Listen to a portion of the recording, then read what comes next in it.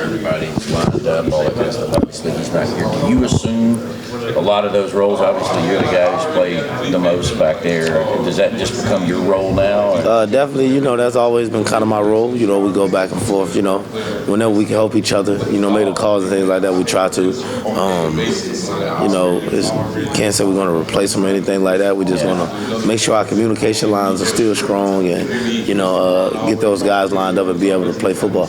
I think he was more of a field guy and you were more of a boundary guy, right? I mean, does that change or does that stay the same? I mean, it pretty much stays the same. We got guys behind them that's ready to play, that's fully capable of making the calls and being able to help the defense, get lined up and play. Who's that guy or one or two guys you think that's going to end up on the field more now, Jay? I mean, we got a few guys that's able to come in, that's capable of playing. Don't really know who's going to, get the start or anything like that, but I know all those guys, whoever go in is fully capable of doing the job and getting it done. Otis and Lewis, two of those guys that could do it? Yeah, definitely. Otis, Lewis, Chris Smith, all those guys are capable of going and playing that position. What are the differences between those three guys? All of them fast, physical, very smart guys. Those guys got a lot of range in that position and being able to pick the defense up is what they did, pretty good.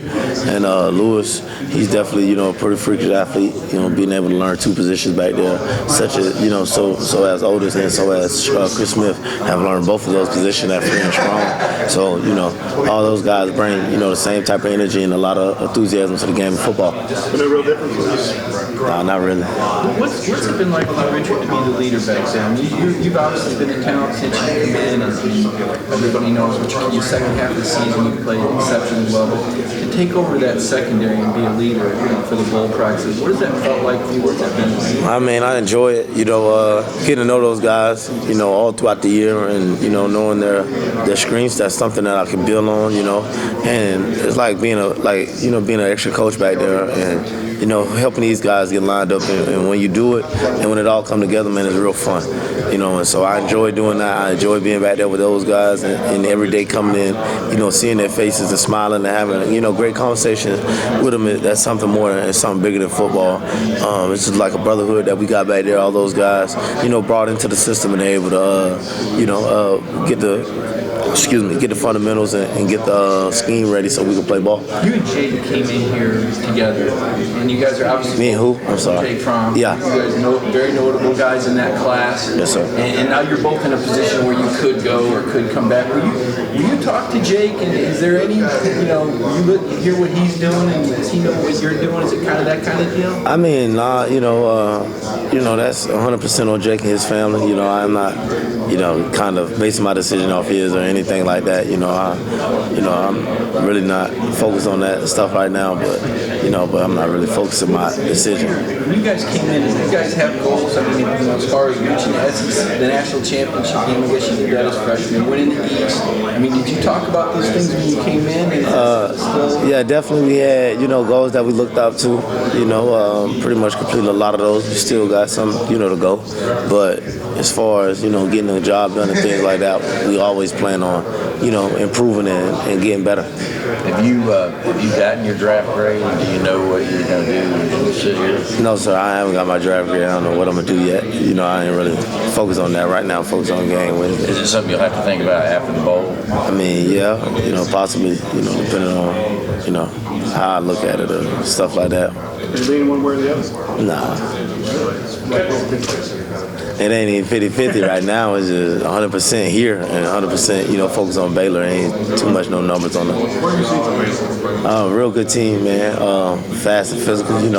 One play away from being in that playoff Saturday. Those guys are coming out, and they, only lost twice to the same team, which they should have won. So, those guys are real good, real physical football players, and I respect them a lot. I know you're focused on this game, but what LSU is doing right now is kind of historic. And they put, 62 on Oklahoma. Does it make you feel any better about the way you guys played against them, or do you guys feel like you guys had more and you could have done even better? I mean, that is what it is. It happened. What happened.